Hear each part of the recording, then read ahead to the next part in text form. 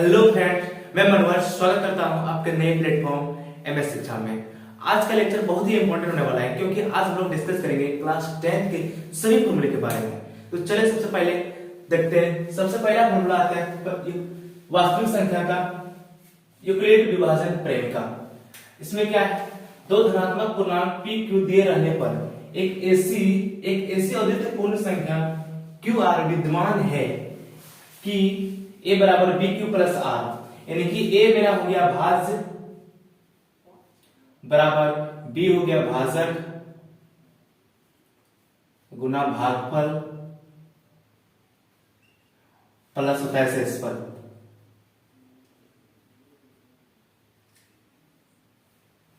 अब यहां पर जो शेषफल जो होगा या तो जीरो होगा, जीरो होगा या जीरो से बड़ा मेरा कोई शेषफल होगा और इससे बड़ा मेरा क्या होगा, भाजक होगा। इसको लिखने में बहुत सा बच्चा कंफ्यूज हो जाता है। ठीक है, अब इसको लिखते हैं कैसे। अब इसको देखो कैसे लिखेंगे। अगर मेरा वहां पे दिया गया है भाजक यानी कि b बराबर अगर मान के चलो 3 दिया गया है, तो इसको हम लोग कैसे लिखेंगे। अब इसको लिखने के लिए सबसे पहले जीरो लगाएंगे, ठीक है। इसके बाद बड़ी का चिन्ह लगाएंगे, बराबर का चिन्ह लगा दिया। अब यहाँ पे मेरा शेष आर जो मेरा आएगा यहाँ पे आर लगा देंगे और आर से बड़ा यानी कि यहाँ मेरा क्या होगा, 3 होगा। ठीक है, अब आर मेरा क्या क्या हो सकता है, यहाँ पे या तो 0 होगा, 1 होगा, 2 होगा, 3 नहीं हो सकता। यानी कि शेषफल अगर मेरा 3 होगा तो फिर कट जाएगा, इसलिए यहाँ पे 3 मेरा नहीं होगा। इसको इस तरह से लिखते हैं, ठीक है। तो इसको मिटा देते हैं यहाँ पे। इसके बाद देखते हैं अगला फॉर्मूला। किसी दो धनात्मक पूर्णांक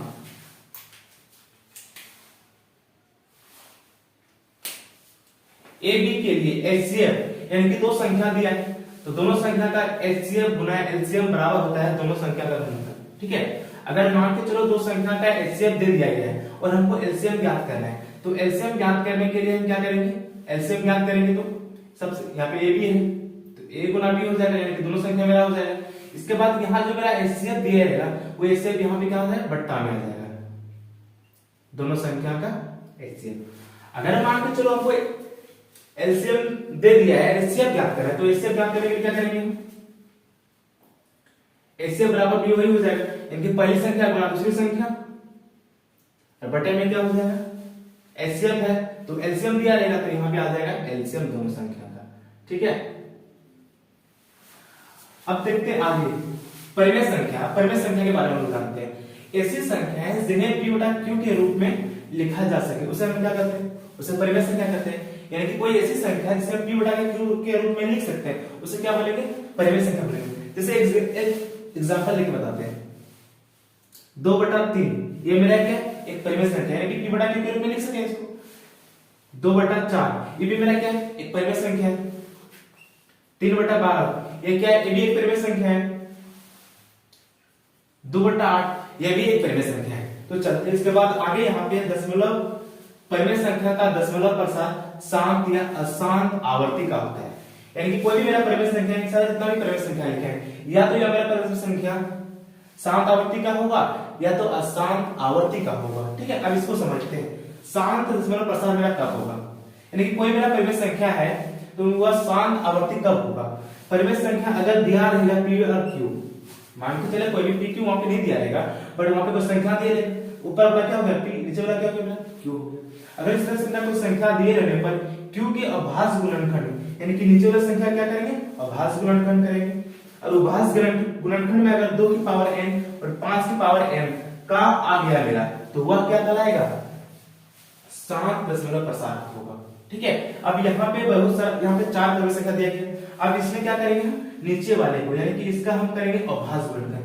तो 12 का अभाज्य गुणनखंड करेंगे तो 3 गुना पहले 2 हो जाएगा, 2 गुना 2 गुना 3 12 हो गया। अब यहाँ पे मेरा क्या है, 2 की पावर 2 गुना 3 की पावर आ गया 1। अब इसको इसमें तो मेरा सिर्फ यहाँ पे 2 की पावर n और 5 की पावर m आना चाहिए, लेकिन यहाँ 2 की पावर n तो मेरा जो है यहाँ पे n की जगह पे मान के चले। अब यहाँ पे आगे देखते हैं कि अशांत आवर्ती दशमलव प्रसार कब होगा।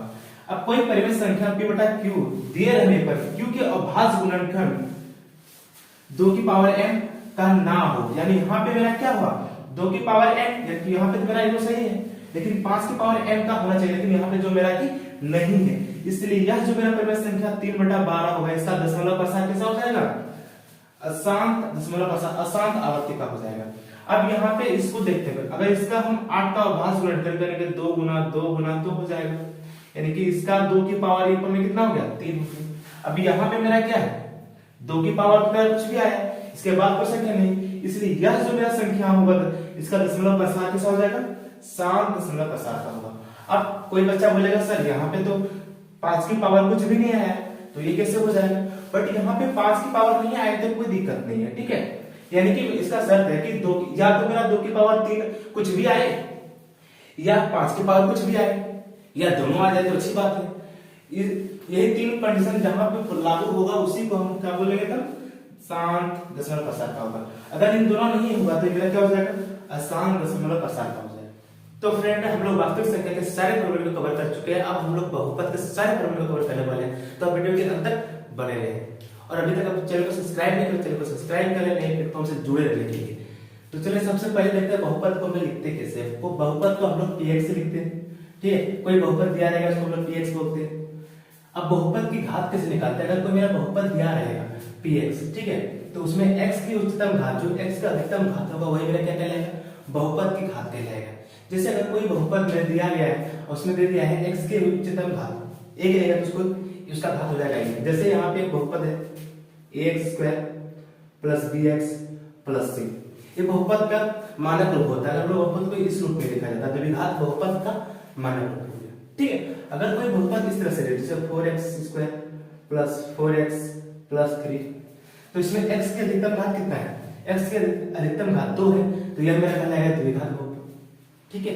अगर यही फॉर्मूला है इस तरह से रहे यही वाला 4x प्लस 4, तो इसमें x के अधिकतम घात कितना है 1 है, तो यह मेरा रेखीय बहुपद का है। अगर यहाँ पे अगर x घात मेरा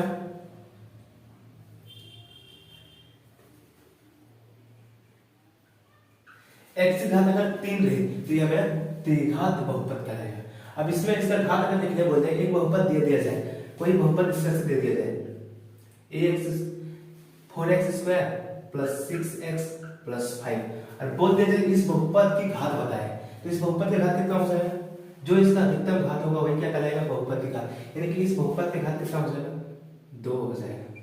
तो हमको इसको अभी हम इसको डिटेल में नहीं बताएंगे क्योंकि हम लोग अभी फॉर्मूले को कवर कर रहे हैं, अगर इसको डिटेल में बताना चाहेंगे तो वीडियो बहुत लेंथी हो जाएगा। तो हम लोग देखते हैं अगला फॉर्मूला, कोई शून्य एवं पूर्णांकों में संबंध कैसे ज्ञात करेंगे। अगर बहुपद माना कोई बहुपद दिया रहेगा x square plus bx plus c, कोई भी बहुपद दिया रहेगा तो उस बहुपद में अगर अल्फा और बीटा यानी कि दो शून्यांक दिए हैं, अगर अल्फा प्लस बीटा उसका शून्यांक दिया है तो उसका योग हो जाएगा अल्फा प्लस बीटा बराबर माइनस b बटा a। कोई बहुपद का शून्यांक दे दिया गया, अब उसका योग करेंगे तो क्या हो जाएगा मेरा माइनस b बटा a के बराबर। अगर उसका गुणनखंड करेंगे उसका गुणा करेंगे तो वो मेरा c बटा a के बराबर होगा, ठीक है। अब अगला आता है यदि मूल को बोलते हैं शून्यांक, मूल को हम लोग शून्यांक भी बोलते हैं शून्यांक। अगर शून्यांक दिया रहेगा अल्फा तथा बीटा अगर दिया है तो हम लोग बहुपद कैसे ज्ञात करेंगे, तो बहुपद ज्ञात करने के लिए उसका फॉर्मूला होता है x square minus alpha plus beta x और अल्फा इंटू बीटा। अगर उसका शून्यांक दे दिया जाएगा तो हम लोग इस फॉर्मूला में बिठा के उसको इजीली से बहुपद ज्ञात कर सकते हैं। लास्ट इसमें इस बहुपद का लास्ट फॉर्मूला है विभाजन एल्गोरिथम। अब विभाजन एल्गोरिथम क्या है, जिसे हम लोग वास्तविक संख्या में पढ़े थे भाज्य बराबर भाज्य गुना भागफल प्लस शेषफल, इसको मिटा लेते हैं इसके बाद देखते हैं, ठीक है। तो दोस्तों नहीं मिटा है नीचे लिख रहे हैं भाज्य बराबर भाजक गुना भागफल प्लस शेषफल, ठीक है। यही हम लोग देखे थे। अब वही इसको इसमें बिठा देते हैं, इसमें बहुपद है तो बहुपद के रूप में लिखेंगे px मेरा क्या हो गया भाज्य हो गया, फिर gx क्या हो गया भाजक हो गया और qx भागफल और rx में क्या हो गया शेषफल हो गया। बस इसको इसी फॉर्मूला बिठा देंगे, इसी फॉर्मूला विभाजन एल्गोरिथम के बारे में फॉर्मूला बन जाएगा। तो हम लोग बहुपद के सारे फॉर्मूले को कवर कर चुके हैं और हम लोग देखने वाले दो चर वाले जो रैखिक समीकरण कहते हैं किसको है, दो चर वाले रैखिक समीकरण वह समीकरण जिसे ax by और c के रूप में लिखा जा सके उसे क्या बोलेंगे दो चर वाले रैखिक समीकरण। अब दो चर वाले क्यों बोलेंगे, इसमें दो चर है, एक x है और दूसरा क्या है y है, इसलिए इसमें दो चर है, इसलिए क्या बोलेंगे दो चर वाले। अब इसमें रेखिक समीकरण क्यों बोलेंगे, क्योंकि इसकी घात कितना है, एक है, एक घात है, तो एक घात वाले समीकरण को क्या बोलते हैं, रेखिक समीकरण। तो इसमें दो चर है और एक घात है, इसलिए क्या बोलेंगे दो चर वाले रेखिक समीकरण। ठीक है, अब ऐसे समीकरण का युग्म को बोलेंगे दो चर वाले रेखिक समीकरण को युग्म करेंगे। ठीक है, अब यहां पे देखते हैं सभी दो चर वाले रेखिक समीकरण सरल रेखा को निरूपित करता है। सरल रेखा यानी कोई एक रेखा बनाएगा, सीधा रेखा बनाएगा, किस तरह बनाएगा, सरल रेखा बनाएगा, इससे इस तरह बनाए या इस तरह बनाए, कैसे बनाए, एक रेखा ही बनाएगा। ठीक है, रेखिक समीकरण हल होने की शर्त क्या है, अगर दो चर वाले रेखिक समीकरण मिला है इसको हल कैसे करेंगे। रेखिक समीकरण हल होने यानी कि माना कि अगर कोई रेखिक समीकरण a1x b1y और c1 तथा a2x b2y और c2 है, तो इसको यहाँ पे यानी कि a1 a2 b1 b2 बराबर 0 नहीं होना चाहिए। अगर 0 हो जाएगा, a1 बराबर अगर 0 हो जाएगा तो ये x पूरा 0 हो जाएगा, अगर b1 अगर 0 हो गया तो पूरा b 0 हो गया, इसलिए यहाँ पे दो चर वाला नहीं बचेगा। इसलिए यहाँ इसका शर्त है कि a1 a2 b1 b2 बराबर 0 नहीं होना चाहिए। ठीक है, अब यहाँ पे अगर मेरा a1 अपन a2, ठीक है, a1 अपन a2 बराबर नहीं आया मेरा b1 अपन b2 के, तो रेखाएं प्रतिच्छेद करेगा, यानी कहीं पे कट करेगा, इससे जा रहा है यहाँ पे कहीं पे कट करके यहाँ पे प्रतिच्छेद कर दिया, रेखाएं प्रतिच्छेद करेगा, इसका हल अद्वितीय होगा। अद्वितीय का मतलब होगा कि एक हल होगा और संगत होगा। ठीक है, अगला अगर a1 अपन a2 बराबर b1 अपन b2 बराबर c1 अपन c2 हो गया, अब सारा मेरा बराबर हो गया, तो ये रेखाएं समपाती होगा। समपाती बोले तो यानी कि एक रेखा मेरा गया और इसी के ऊपर में दूसरा रेखा यहाँ पे चल जाएगा, उसी के ऊपर ओवरलैप कर जाएगा, इसको क्या बोलेंगे, समपाती बोलेंगे। इसका हल अनेक होगा। हल अनेक का मतलब क्या हो कि हर एक पॉइंट पे यहाँ पे कट कर रहा है, हर एक पॉइंट पे कट कर रहा है, तो इसका हल कितना होगा, अनेक होगा और संगत भी होगा। ठीक है, अगर मेरा a1 अपन a2 बराबर b1 अपन b2 बराबर नहीं है c1 अपन c2, तो रेखाएं समांतर हो। ठीक है, इसमें कोई हल नहीं होगा, असंगत होगा। यानी कि समांतर का मतलब हो गया कि एक रेखा इस तरह से गया और दूसरा रेखा भी इसी तरह से जाएगा, यानी कहीं पे कट नहीं करेगा। अब कहीं पे कट नहीं करेगा तो इसका हल क्या होगा, एक भी हल नहीं होगा। अब हम लोग द्विघात समीकरण के बारे में जानेंगे। द्विघात समीकरण ax² + bx + c बराबर 0 के रूप में होता है। अब यहाँ पे a बराबर 0 नहीं होगा, अगर यहाँ पे a बराबर 0 रख दिए तो a को 0 से गुणा करेंगे x² तो x² मेरा क्या हो जाएगा, 0 हो जाएगा, और x² 0 हो जाएगा तो ये द्विघात समीकरण बचेगा नहीं, यानी कि रेखा समीकरण हो जाएगा। इसलिए द्विघात समीकरण का होने का शर्त क्या है, a बराबर 0 होनी चाहिए। ठीक है, अब यहाँ पे जो a जो मेरा है यह x² के गुणांक है, ठीक है, और b है x का गुणांक है, और c लेते हैं अचर पद को लेते हैं। ठीक है, अब द्विघात समीकरण का जो शून्यांक होता है वही मेरा क्या होता है, मूल होता है। जो शून्यांक होता है मूल वही होता है, दोनों मेरा बराबर होता है, यानी कि मूल को ही शून्यांक बोल सकते हैं, ऐसे कर सकते हैं। अब हल करने की विधि क्या है, इससे हल कैसे किया जाए, द्विघात समीकरण को हल कैसे किया जाए। इसमें तीन विधि निकल के आता है। पहला आता है गुणनखंड विधि, या तो उसको बीच पद मध्य पद को हम गुणनखंड करके तोड़ के बना लेते हैं, या दूसरा विधि पूर्ण वर्ग बनाने की विधि, उसे पूर्ण वर्ग बना के सॉल्व कर लेते हैं। अब तीसरा जो विधि निकल के आता है द्विघात सूत्र, इसी को बोलते हैं श्रीधराचार्य विधि भी बोलते हैं। अब यह अगर कोई समीकरण दिया रहेगा ax² + bx + c बराबर 0, तो यहाँ पे अगर हम जो इसको निकालेंगे द्विघात सूत्र से, तो x बराबर हो जाएगा b - b plus minus b² - 4ac root under का बटे में 2a। इस b² - 4ac इसी को हम लोग बोलते हैं d, यानी कि विभेदक बोलते हैं d। अगर कोई समीकरण में अगर हम सिर्फ d निकाल लेते हैं तो इससे हमको पता चल जाएगा कि इसका जो हल आने वाला है उसमें एक मान आएगा या तो दो मान आएगा, भिन्न मान आएगा, कैसे आएगा वो सारा पता चल जाता है d निकालने से। अब देखते हैं यहाँ पे मूलों की प्रकृति, यानी कि मूल की प्रकृति क्या होगा। अगर मेरा जो यहाँ से जो मेरा d निकलेगा, अगर वो 0 से मेरा क्या हो गया, बड़ा आ जाए तो वास्तविक होगा। इसका जो मान निकल के आएगा दो अलग अलग मान, यानी दो भिन्न मान होगा। अगर d बराबर 0 आ जाए तो वास्तविक होगा और दो समान मान होगा, यानी कि दोनों जो मान मेरा आएगा एक ही आएगा। अगर मेरा d 0 से छोटा आ जाए, ठीक है, तो वास्तविक नहीं होगा, वहां पे क्या नहीं होगा, वास्तविक नहीं होगा। जब वास्तविक नहीं होगा तो इसका मान भी कोई नहीं होगा। ठीक, अब हम लोग देखते हैं समांतर श्रेणी के बारे में देखते हैं। तो इसको पहले साफ कर लेते हैं बोर्ड को, इसके बाद देखते हैं समांतर श्रेणी के बारे में। देख रहे लो। अब हम लोग ज्ञात करने वाले समांतर श्रेणी के बारे में जानेंगे। तो सबसे पहले यहाँ आता है समांतर श्रेणी का पद। पहले होता है a, फिर दूसरा पद होता है a + d, फिर तीसरा पद a + 3d, इसके बाद चौथा पद a + 4d, नीट डॉट डॉट डॉट डॉट, इसी तरह यहाँ पे चलते रहता है a + nd तक आते हैं। ठीक है, अब यहाँ पे जो मेरा ए है, ए को बोलते हैं प्रथम पद। अब यहाँ पे होता है सार्वंतर डी बराबर होता है द्वितीय पद माइनस प्रथम पद, यानी कि a2 माइनस हो जाएगा a1 या a3 माइनस a2 या a4 माइनस a3, इसी तरह चलते रहता है। ठीक है, यानी कि बाद वाला पद में पहले वाला पद को घटाना है। अब यहाँ पे nवां पद अगर ज्ञात करना है हमको, तो an nवां पद का होता है, an को nवां पद बोलते हैं, an या तो al इसको बोलते हैं लास्ट पद या अंतिम पद बोलते हैं, या तो nवां पद। अब nवां पद का फॉर्मूला होता है a plus n minus 1 into D. अब अगर किसी भी क्वेश्चन में इस तरह से दे दिया जाए और बोल दिया जाए कि इनको पदों का योग ज्ञात करना है, तो पदों का योग ज्ञात करने के लिए फॉर्मूला होता है Sn, पदों का योग इसको बोलते हैं, n बटा 2 bracket 2a plus n minus 1 into D, या तो n बटा 2 ब्रैकेट a प्लस अंतिम पद, ये भी पदों का योग ज्ञात करने के लिए फॉर्मूला है। अब हम लोग देखेंगे निर्देशांक ज्यामिति के बारे में। तो निर्देशांक ज्यामिति में एक लाइन दे दिया गया है, इसको यहाँ पे इस बिंदु का नाम a और इस बिंदु का नाम b दे दिए हैं। अब यहाँ पे होता है जो इसका निर्देशांक हो गया x1 y2 y1, इसका निर्देशांक x2 y2 है। ठीक है, अगर इस बीच का दूरी ज्ञात करना है, यहाँ से a से b की बीच की दूरी ज्ञात करने के लिए होता है x2 माइनस x1 का whole square plus y2 minus y1 का होल स्क्वायर, पूरे में होता है रूट अंडर।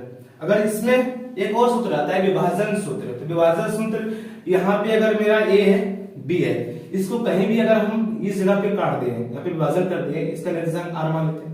अब इसका निर्देशांक हमको ज्ञात करने के लिए फॉर्मूला बनता है, अगर इधर वाला पार्ट मेरा m1 और m2 दोनों में विभाजित हो गया।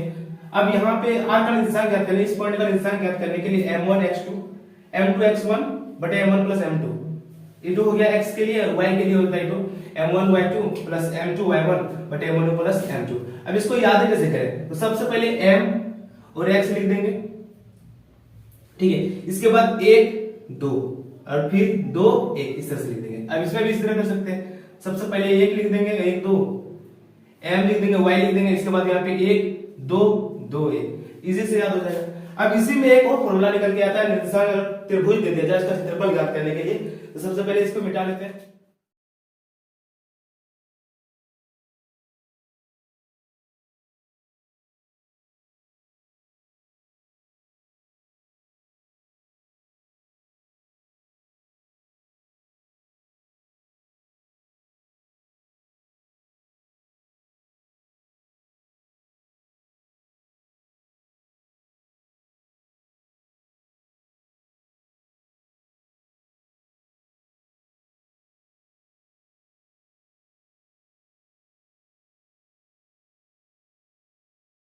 अब निर्देशांक ज्यामिति का आता है तीसरा प्रॉब्लम। तीसरा प्रॉब्लम यानी कि त्रिभुज का क्षेत्रफल निकालना है। ए बी और सी, यहाँ पे एक त्रिभुज है, ए का यहाँ पे निर्देशांक दिया गया है x1 y1, बी का निर्देशांक है x2 y2 और सी का निर्देशांक है x3 y3। अब इसमें से हमको निकालना है इस त्रिभुज का क्षेत्रफल, एबीसी का क्षेत्रफल। त्रिभुज का क्षेत्रफल निकालने का फॉर्मूला आता है 1/2 x1, इसके बाद y2 minus y3 plus x2 y3 minus y1 plus x3 y1 minus y2। अब यहाँ पे इसको याद कैसे करें, ये फॉर्मूला तो होता है लेकिन इसको याद करने में बहुत दिक्कत होता है। तो इसको याद करने के लिए सिंपल ट्रिक है, इसमें सबसे पहले लिख देंगे x लिख देंगे 1/2 x, इसके बाद y माइनस y, फिर x लिख देंगे x2, यहाँ पे x1 x2 x y minus y, इसके बाद फिर x लिख देंगे y माइनस y। ठीक है, अब इसमें यहाँ पे समझिए एक यहाँ पे सर्कल बनाया, ठीक है। अब यहाँ पे 1 2 3 भाग में काटते हैं, इसको 1 ले लिया, इसको 2 ले लिया, इसको 3 ले लिया। अब इसमें चल रहा है हमको इस तरह से क्लॉकवाइज चल रहे हैं घड़ी की दिशा में। तो सबसे पहले 1 2 3 लेंगे, तो यहाँ पे लिखेंगे 1, यहाँ पे 2, यहाँ पे 3, इसके बाद 2 3 1 2 3 1, इसके बाद लेंगे 3 1 2 3 1 2, इजी से याद हो जाए। अब हम लोग देखते हैं समांतर श्रेणी के बाद आता है 8 अध्याय त्रिकोणमिति का परिचय के बारे में जानेंगे। तो पहले इसको साफ कर लेते हैं, इसके बाद देखते हैं। तो फ्रेंड्स हम लोग क्लास 10 का 8वां अध्याय तक त्रिकोणमिति का परिचय तक पहुंच गए हैं, थोड़ा सा बचा है। अब इसमें देखते हैं, इसमें सबसे पहले जो त्रिकोणमिति अनुपात निकल के आता है, यानी कि इसका अनुपात तो sin थीटा बराबर होता है लंब बटा कर्ण, यानी कि लंब को हम लोग बोलते हैं परपेंडिकुलर यानी कि P से लिखते हैं, और कर्ण को हाइपोटेन्यूस यानी कि H लिखते हैं। अब cos का आता है आधार बटे कर्ण D by H, अब tan का आता है लंब बटे आधार P by B। अब इसी का जस्ट उल्टा, sin का उल्टा होता है cos, cosec, तो cosec का हो जाएगा, इसका उल्टा कर देंगे, कर्ण बटे लंब H by P, तो H by P। फिर यहाँ पे cos का उल्टा होता है sec, sec का हो जाएगा कर्ण बटे आधार H by B। अब यहाँ पे tan का लिखेंगे तो लंब बटे आधार, अब लंब यहाँ पे P by P, अब इसका उल्टा क्या हो जाएगा cot का आधार बटे लंब D by P। ठीक है, अब यहाँ पे हम लोग देखते हैं सर्वसमीकरण के बारे में। तो सर्वसमीकरण हमारे पास तीन होते हैं। सबसे पहला है sin square theta plus cos square theta बराबर 1। अब इसके बाद होता है 1 प्लस tan स्क्वायर थीटा बराबर sec स्क्वायर थीटा। तीसरा होता है 1 प्लस cot स्क्वायर थीटा बराबर cosec स्क्वायर थीटा। अब ये निकलता कैसे है? सबसे पहले इसको याद कैसे करेंगे? पहला वाला याद कीजिए, क्या याद हो जाएगा? sin square theta plus cos square theta बराबर क्या होता है? 1 होता है। अब इसको हम क्या करेंगे? इसको दोनों तरफ से भाग करेंगे, हम cos से भाग कर देते हैं, तो cos स्क्वायर थीटा से भाग करेंगे, इसको भी कर देंगे cos स्क्वायर थीटा से भाग, इसको भी कर देंगे cos स्क्वायर थीटा से। अब यहाँ पे sin स्क्वायर थीटा बटे cos स्क्वायर थीटा है, क्या हो जाएगा यहाँ पे tan स्क्वायर थीटा, बता रहे क्यों होगा, तुरंत बताएंगे। ठीक है, इसके बाद cos स्क्वायर से cos स्क्वायर कट जाएगा, यहाँ पे 1 इधर 1 बटे cos यानी कि sec स्क्वायर थीटा। ठीक है, यानी कि यहां से मेरा क्या निकल के आया, ये वाला निकल के, दोनों लगभग निकल के आ गया 1 प्लस tan स्क्वायर थीटा बराबर sec स्क्वायर थीटा। 1 को यहां पे इधर लेके लिख दी। अब या इसको हम लोग sin square theta plus cos square theta बराबर 1, यहां पे sin cos से भाग कितनी, इस बार sin से भाग कर देंगे, sin स्क्वायर थीटा से भाग कर देंगे दोनों तरफ। अब यहाँ पे sin स्क्वायर कट जाएगा, तो यहाँ पे बचेगा 1 प्लस cos स्क्वायर बटे sin स्क्वायर थीटा, यहाँ पे हो जाएगा cos बार sin tan स्क्वायर थीटा बराबर cos sec square theta, sorry यहाँ पे हो जाएगा cot स्क्वायर थीटा।